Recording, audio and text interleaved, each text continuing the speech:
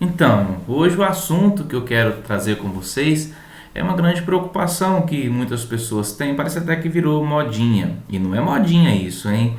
Será que minha criança tem TDAH? Será que eu tenho o TDAH, o transtorno do déficit de atenção e hiperatividade?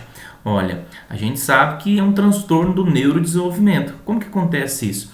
Desde quando o cérebro, né, já está lá começando a se formar, se organizar lá, já tem alguma coisinha, um probleminha lá que faz com que no futuro isso traga prejuízos, né? É o que a gente fala do transtorno do neurodesenvolvimento. E o que causa como prejuízo, né? Como o próprio nome diz, na área da atenção. A criança não consegue ter uma concentração, não só a criança, mas também o indivíduo adulto, né? Inclusive, é uma área que a gente tem trabalhado bastante com adultos também, né, que tem prejuízos aí causados aí pelo TDAH. Então, na área da atenção, ele não consegue fazer um planejamento, né, porque assim, ela afeta, tem prejuízos, né, na memória executiva do cérebro, né. Quando nós precisamos planejar algo, nós não conseguimos assimilar as coisas por causa desse prejuízo causado pelo TDAH. Temos dificuldades nas memórias operacionais, né, quando nós precisamos juntar as informações que nós temos, nós não conseguimos executá-la, né? Não conseguimos executar essas tarefas aí. Então, por isso que causa dificuldades na aprendizagem. Então, isso são pontos de atenção que nós precisamos identificar, que nós precisamos trabalhar, né? Com a criança, o adolescente, o adulto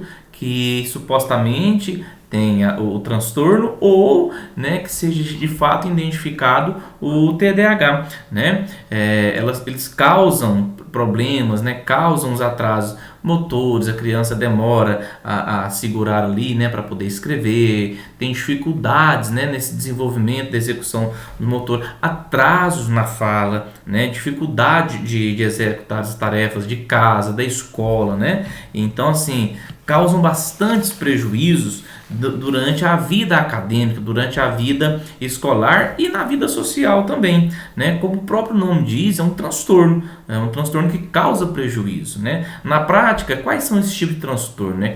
O que causa, né? O TDAH na prática traz prejuízo então para essas crianças? Por exemplo, eles não conseguem seguir regras, né? As crianças, por que não conseguem seguir regras, né? Porque assim, algumas vezes por causa da impulsividade, né, elas desacatam, né, e acabam assim desacordando, né, dos combinados, né? Então elas não conseguem seguir regras por causa do déficit de atenção, né, que é um dos prejuízos aí causados pelo esse transtorno do TDAH, né? Elas têm dificuldade de armazenar todas as informações e juntar essas informações quando precisa de execução. É um outro prejuízo, né? Além de não seguir regras, elas também têm essa dificuldade do armazenamento das informações. Não são todas, mas em algumas, né? Quando elas precisam resolver problemas, então elas não conseguem ali assimilar aquela informação com a execução, né? Sustentar a atenção. Às vezes você está conversando com a criança, ela está prestando atenção em você, aí passa um mosquito voando, ela olha, pronto, acabou. Ela já não tem mais atenção em sala de aula, principalmente quando o assunto é monótono em sala de aula, principalmente quando elas estão em lugares monótonos, né? Assim acontece não só com crianças, mas também com adultos. Preste muita atenção. Adultos também têm problemas, né? Causados aí, prejuízos causados pelo TDAH. E que tem possibilidades da gente reverter essas situações, pelo menos diminuir um pouco do que causam, né, esses prejuízos aí, tá? Então, assim, essas crianças elas têm dificuldade enorme nas concentrações. Então, sala de aula, os professores, se não tem uma aula bacana, e imagine, né? Hoje a gente tem aí, mesmo que as aulas sejam bacanas, mas nós temos aí outros coleguinhas, né, que podem tirar a atenção, né? Então, assim, tem muita facilidade de perder a concentração, tá? E é um dos prejuízos. Ah, mas e as outras crianças? Elas também não conseguem? Não. As outras crianças que não têm o TDAH, por mais que ali se desconcentram, mas elas abstraem com mais facilidade. O cérebro consegue abstrair e reter informações com muito mais facilidade, né? Por isso que é um transtorno aí do neurodesenvolvimento. É um transtorno cerebral. É um prejuízo causado pelo cérebro. Tá? Não é só uma questão, o menino vou colocar ele para concentrar ali, vai ficar de castigo até você aprender. Não, não é assim. Não é assim que funciona, né? Ela não abstrai nada? Abstrai.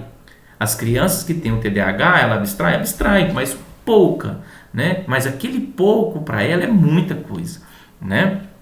E aí causa prejuízo na aprendizagem. Por exemplo, prejuízo na leitura e escrita, prejuízo nos cálculos matemáticos, né? Elas têm muitas dificuldades nisso. Agora, a não ser que essas crianças, né, ela tenha interesse em algum desses assuntos, que nós chamamos de hiperfoco. Se ela tem o hiperfoco, aí sim, né, ela consegue abstrair com mais facilidade as informações. Não com tanta facilidade, não com tantas qualidades como uma outra criança normal, né? Uma outra criança que não tem o transtorno, assim dizendo, né? Mas então, e outra coisa que a gente vê sobre a questão do TDAH é quando ele está relacionado ao autismo, né? A criança que tem o TEA, que é o transtorno do espectro autista, a tendência dela é ter muito mais prejuízo quando está associado ao TDAH. Né? Porque o TDAH ele vai atrasar muito mesmo o desenvolvimento ainda da criança autista. E tem muitos pais que têm muito medo, né, de assumir que o filho é autista, principalmente quando não tem traços típicos, né? Aí a gente vê ainda muito mais essa falta aí de interesse e medo dos pais de não assumir e iniciar um tratamento com a criança por causa que ela não apresenta os traços típicos do autismo, né? E aí eles, por associar o autismo, né, os prejuízos causados pelo TDAH com o autismo, muitos deles questionam: será que meu filho não tem só o TDAH? Né? Coloca toda a culpa, coloca todo o encargo dentro do TDAH. Parece que ter TDAH não é tão feio quanto ter o autismo, mas não é bem assim não, viu? Não é bem assim. A criança autista, ela precisa ser acompanhada e se tiver também associação ao TDAH, aí que precisa mesmo ter esse acompanhamento, né? Porque o que causa os transtornos, né, no autismo e no TDAH são coisas diferentes. Por exemplo, no TDAH, o atraso da fala é diferente do que acontece no autismo, porque a criança com TDAH, ela interage. Ela consegue conversar, ela consegue se expressar, consegue chamar atenção, né? Às vezes ela se perde ali um pouco, ela se atropela, né? Ali no meio do desenvolvimento ali, né? Tem dificuldade ali na questão da prosódia e não consegue concluir então a fala por causa da dificuldade de atenção. Mas ela consegue se comunicar, diferente do autismo. A criança autista, ela não consegue ter essa comunicação social, né? Há esse distanciamento da sociedade, da fala social. Então, assim, aceitar é a melhor solução. E ter essa condição para a criança de um tratamento, de um acompanhamento, ainda é melhor. Então, assim, não tenha medo. E nem tenha preconceito achando aí que uma criança com o autismo, né, é mais feio, ou se eu tiver só o TDAH ou só o TDA ou algo assim, é menos prejuízo. Não, todos eles são transtornos do neurodesenvolvimento, todos eles precisam ser acompanhados, né? E muitas vezes os transtornos, né, do neurodesenvolvimento eles se sobrepõem. Às vezes do autismo ele se sobrepõe ao do TDA, né? Às vezes do TDAH se sobrepõe ao do autismo, porque assim, às vezes, né, a gente, por falta mesmo de conhecimento e de buscar informações, a gente confunde isso. Mas é preciso que busquemos informações em relação a isso, né? E principalmente hoje, nesse mundo que nós vivemos, né, com o uso das tecnologias aí, que causam prejuízos enormes na vida das crianças, ela com ou não um tipo de transtornos, né, mas acentua ainda muito mais, né, os transtornos, os prejuízos causados por esse transtorno. A criança se isola no mundo, com o mundo eletrônico, né, e então ela esquece de interagir. E aí então causa muito mais prejuízos, né, para essas crianças que têm esse tipo de transtornos, tá? E então assim, se a sua criança tem alguma dificuldade, se você percebe alguma dificuldade nela desde ali do nascimento, né, e até agora na fase adulta, procure um especialista, procure ajuda. A gente tem os meios, tem as maneiras de encontrar as raízes, né, dos problemas, de entender um pouco do que acontece aí, tá? E uma outra coisa, assim que a gente começa os acompanhamentos, né, que a gente procura a equipe de multiprofissionais, do neuropediatra, o próprio pediatra, né, o psicólogo, né, toda essa equipe aí, ao uso da medicação.